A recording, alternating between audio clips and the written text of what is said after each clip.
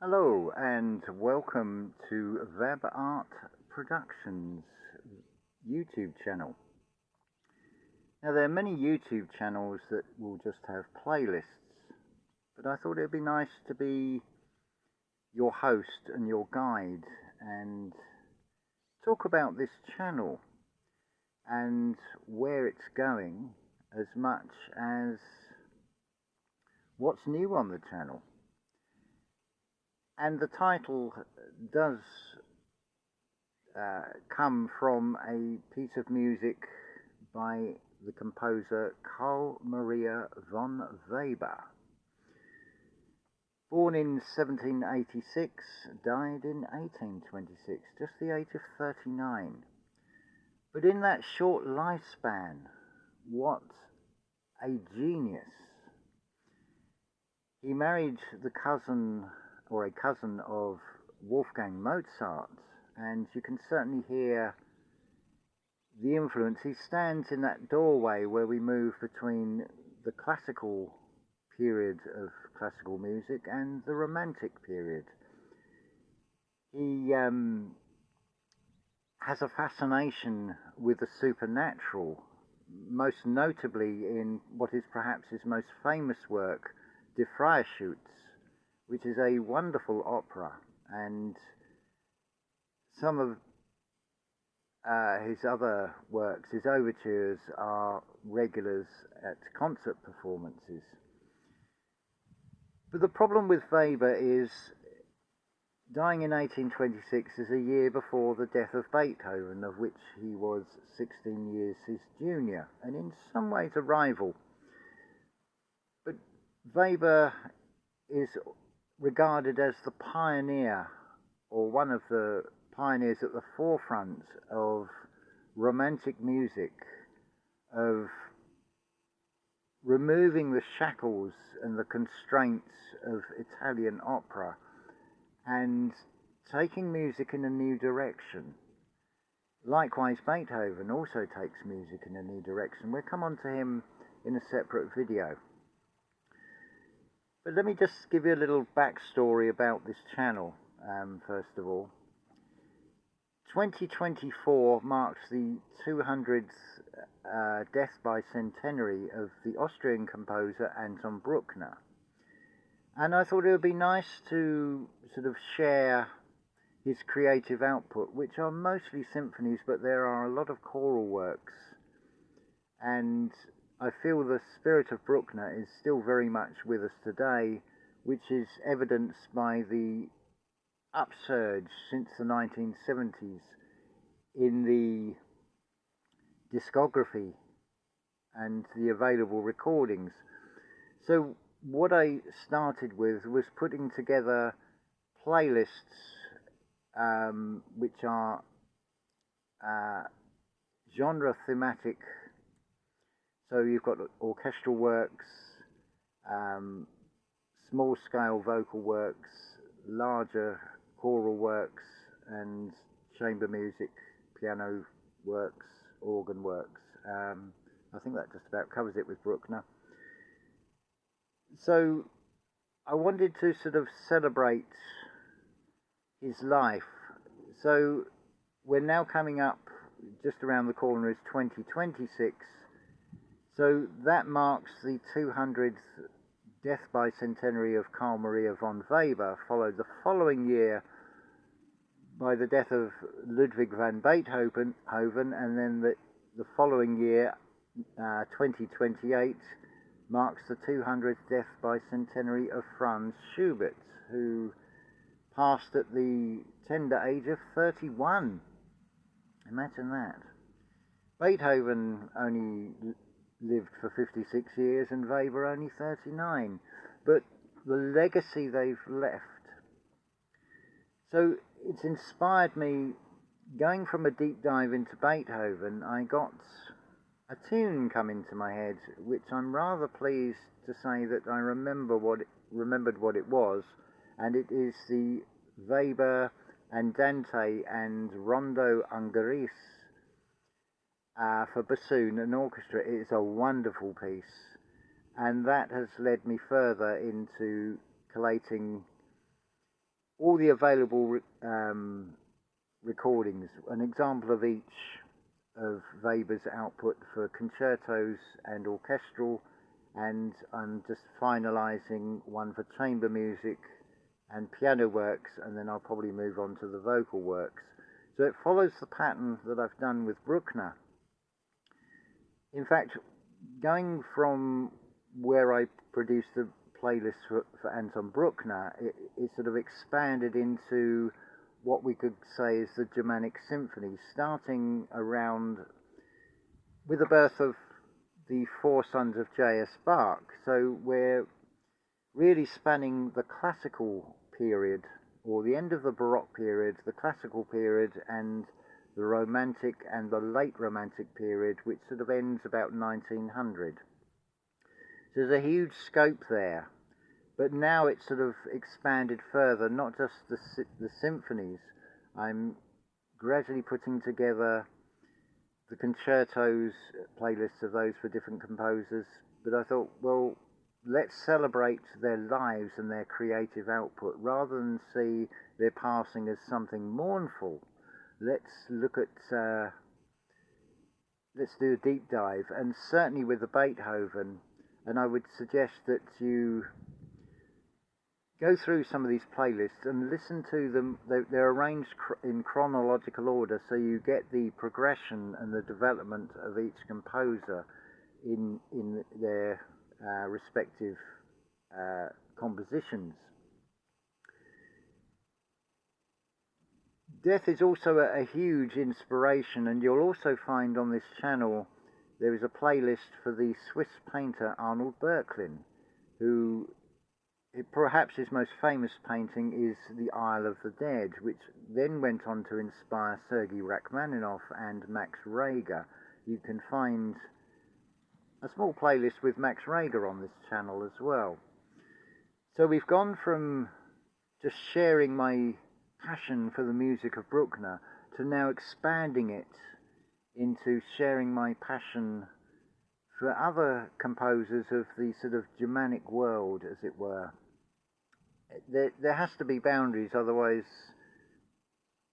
I've got to consider the time lifespan that I have, and when I've listened to some of these pieces of music that I've heard before, it's like, wow, that was like 2 decades since I've last heard that piece. So as much as anything else, on a personal level, this channel is also sort of like a little diary of what I've listened to and what I'd like to share. It's been quite involved because I just have the basic YouTube subscription, as it were, not paying to take the adverts out. So I'm starting from that very base level. To me, there is nothing worse than if you've got a piece of music and right through the middle of the music an advert comes up. So as much as I can, I have avoided any recordings that are going to have adverts popping up here, there and everywhere that just destroys the continuity of the music. It's such a shame that they can't be placed between the movements or just at the start and the end of the video if there has to be adverts, which I appreciate. It is to do with revenue and things, so I'm not saying it's a bad thing, and there may be some things that may interest you from those adverts. I'm certainly not knocking them, but at the same time, I don't want the interruptions. Classical music, in its broadest sense, of all genres of music, does require concentration. It's not something to relax to as such, although there are some relaxing pieces of music, but more I find that they are inspiring and uplifting, particularly that Weber bassoon concerto as well as that Andante, and of course his clarinet concertos and his 2 piano sonatas. But do also listen to his 4 piano sonatas and various other piano pieces, and you'll also find in the chamber music there are a couple of pieces for piano and guitar. Weber had a span of 10 on a piano keyboard. So there's some fantastic acrobatics, and you can hear the foreshadowing of two giants of the 19th century that followed him, these being Frédéric Chopin and Franz Liszt, who both acknowledged Weber as being highly significant in music. And certainly he was.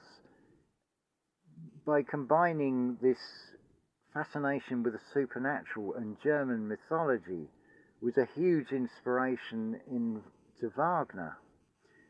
And if you listen to the Die Feen, the Fairies Overture, it sounds very much like Weber. In turn, Weber, you can hear the influence of Beethoven, you can hear the influence of Mozart as well. But then you also hear these composers coming into their own as they hone their craft and put their individual stamp. So you can hear a piece of music and say that, oh, that is undeniably Beethoven or Mozart or whatever. It is a fascinating world to sort of delve into, and it is a real passion. There's a saying about use the resources you've got. So much as I'd love to do a video where I show you pictures and things rather than just me talking to the camera, I'm a bit of a techno dummy, so we start with what we've got. The ultimate aim here is to create an art centre with a resident string trio or string quartet. It's interesting, the other day I had a conversation with somebody who said about you only want sufficient. But what is sufficient? If I think of the composer Richard Wagner, look what he achieved in his lifetime. Opened in and giving its first performance in 1876 was a festival theatre that was specifically to perform his own works, and pretty much every year since there is an annual festival, and as I understand it, there's probably something like a 10-year waiting list to get tickets to go to one of these annual festivals.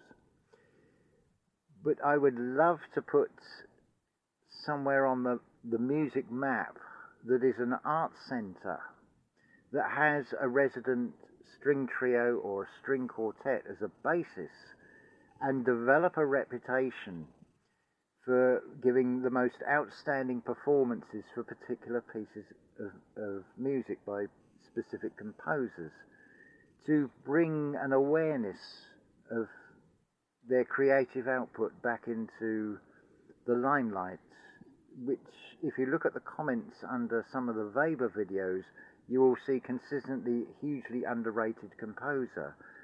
Well, let's take active steps, and this is my participation in taking an active step to bring awareness of his wonderful output of music. The same with Beethoven. I was totally blown away by these two cantatas that he wrote at the age of 19, and it occurred to me I'd never heard them, and I'm glad I did. And that led me on to finding things like the piano quintet, which has the nickname Storm. The problem with Beethoven is he casts a huge shadow over a lot of other composers like Hummel and Louis Spohr and Weber. But he also casts a shadow over some of his other works, which, if they had been written by somebody else, would probably be more well known. But because of the sheer number of compositions, there's always going to be those that are held in the highest regard, in particular with Beethoven, the symphonies, the concertos, the named piano sonatas, and the late string quartets. But I invite you to take a delve into all the other playlists. There'll be something like 20-odd playlists for Beethoven eventually, and I don't even know how many there will be with Schubert, looking at the catalogue numbers going up into the 900s. We may have to just do highlights there. But Weber actually has been a slight problem, because his works are catalogued by opus number, which I think go up to about number 81, but then there is a Jans catalogue, or Jens catalogue, I believe it's the way it's correctly pronounced, which takes it up to about 308. And it has been a bit of a nightmare trying to find some of these works and find them without adverts cutting through, listening through to them first. It's quite ironic that some of the YouTube generated topic channels seem to not have adverts in the middle, and quite a few that show the score sheets with the music. A lot of those don't have adverts as well, so they're a useful resource. So I've tried to mix and match with a few historic recordings, some live performances of what I would call homegrown talent, European musicians performing European music. It has that sort of folk soul, which I don't feel can be conveyed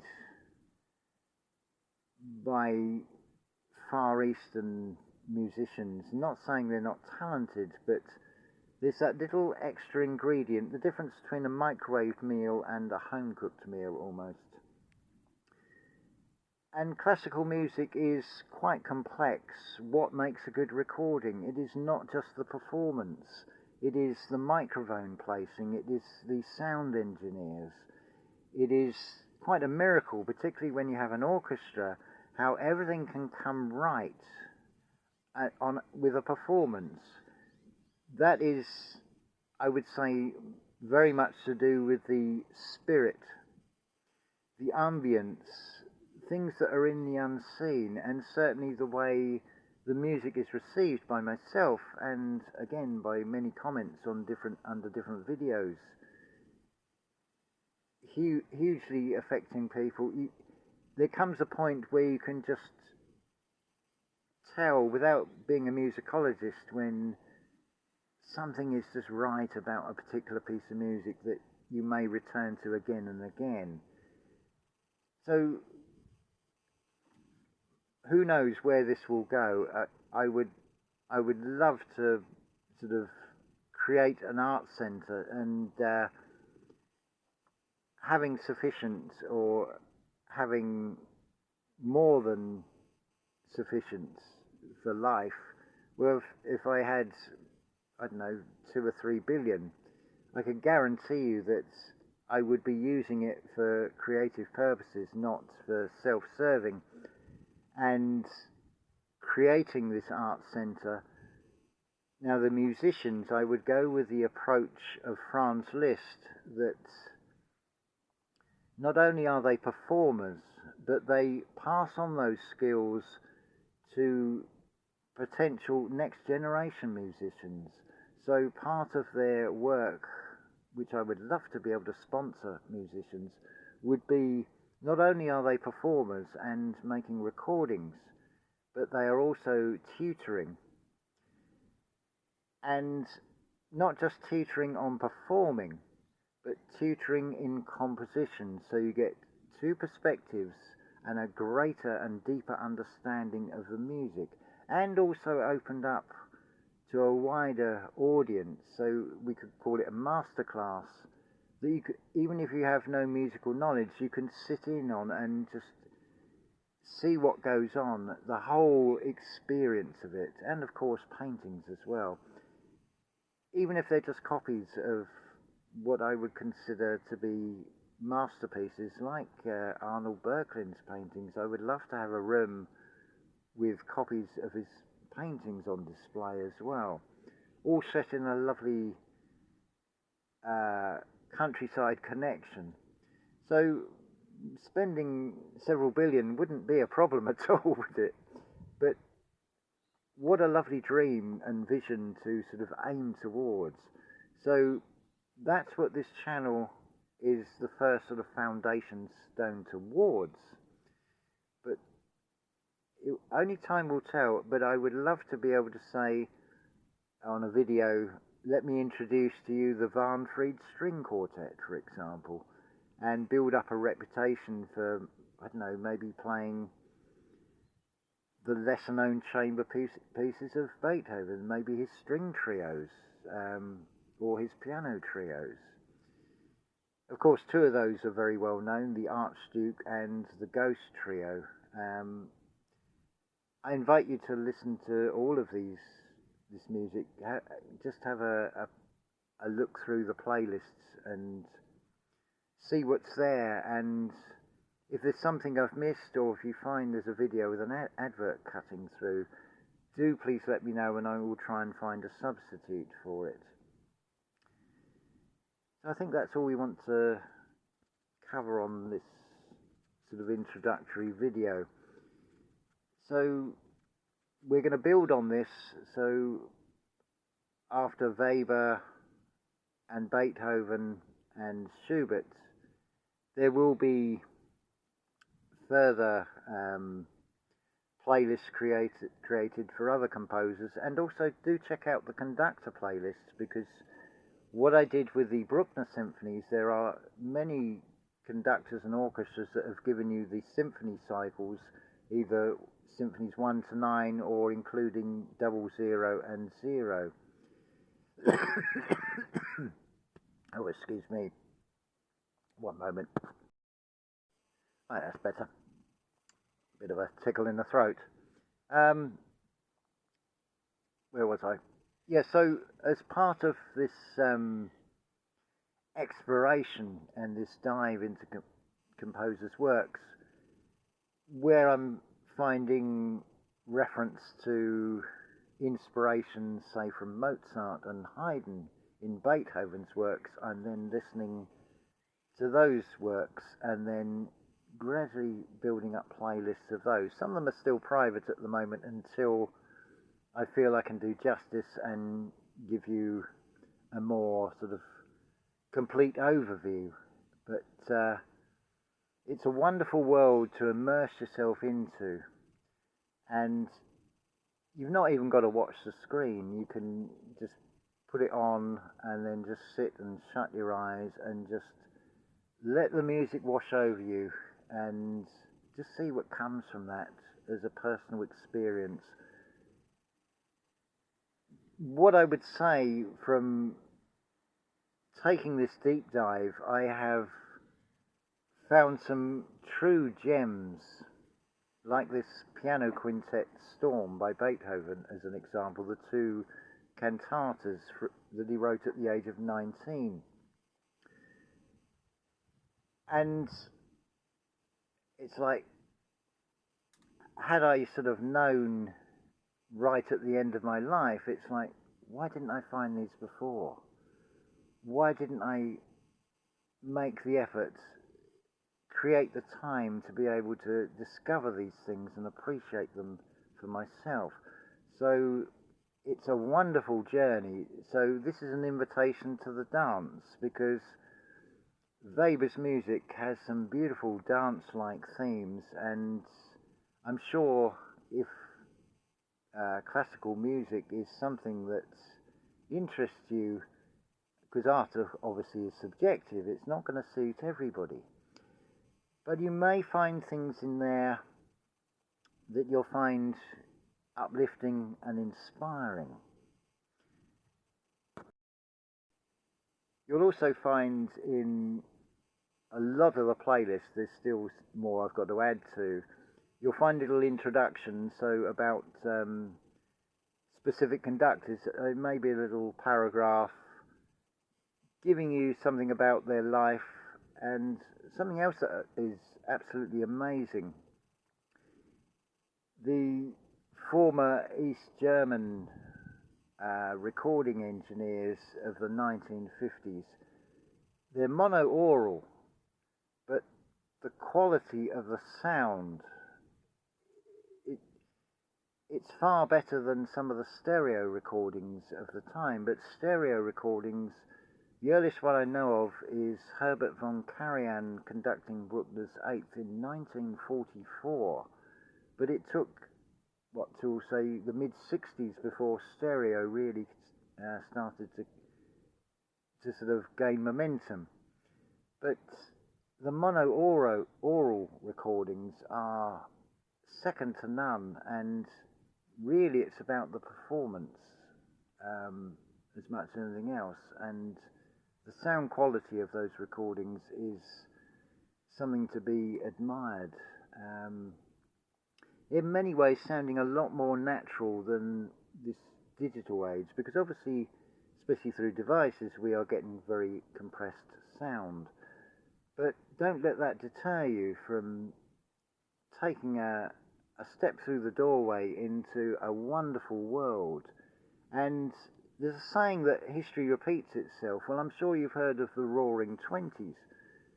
Well, let's recreate a roaring late 2020s, but then going back 200 years and bringing that music back to life into the awareness in people's hearts and minds again. So I think that's it for this video now. That's really all I wanted to say. Just give you a sort of introduction and invite you to look around the playlist section and let your curiosity take you in, and maybe start at the beginning of the playlist, maybe just dive straight into one of the videos in the middle of each playlist and just have fun with it. And I really do hope that you're going to get an enormous amount of pleasure and enjoyment out of it, and it'll be interesting to see how this all develops, where this is going to go. If nothing else, I will have a fantastic virtual library which I can share with you. But ideally, I would love to create this art centre. So if anybody's got a few spare millions or billions, then do get in contact. I know that sounds very material, but it is for benevolent reasons, because art, and particular music, requires human activity, human participation to bring that music to life. And it's amazing if you compare the different recordings, different orchestras, different conductors, how different flavours, as it were, can be brought out into the music. So you may be very familiar with a particular symphony, and then you hear it with a different conductor, and it's, oh, I haven't heard that part before, or it's not, the emphasis hasn't been on this thing, and it can be a wonderful discovery. So although on one hand it may seem like it's a very narrow parameters to say, right, this is roughly about 1730 to 1900, but within that there is a wealth of inspired gems by a whole plethora of composers, which in some ways are like a musical family. So we start with, say, C.P.E. Bach, and then that leads on to Haydn, Joseph Haydn, who incidentally is regarded as the father of the symphony, because until Haydn sort of took it upon himself, the symphony was basically about 10 minutes long and basically used as an overture for an opera. But he brought it into the forefront, so the symphony is established as a separate genre, and there has been certainly some absolutely wonderful symphonies by various composers over the years. We've just been joined by Junus here. I think he's a bit of a Weber fan. He seems to lay on the floor next to me whenever I've got I'm listening to the music and sort of putting together these playlists for you. So just wanted to share that, and happy listening, and do let me know in the comments if you discover something you hadn't heard before, and how did it feel for you? What was your experience? Because that is lovely to hear as well. And there are some absolute gems just waiting there to be discovered. It's all on display, as it were, in the playlist. So it's stepping into a, shall we say, a sort of audible sweet shop with plenty of choices, even orchestral suites. So until the next video, happy listening.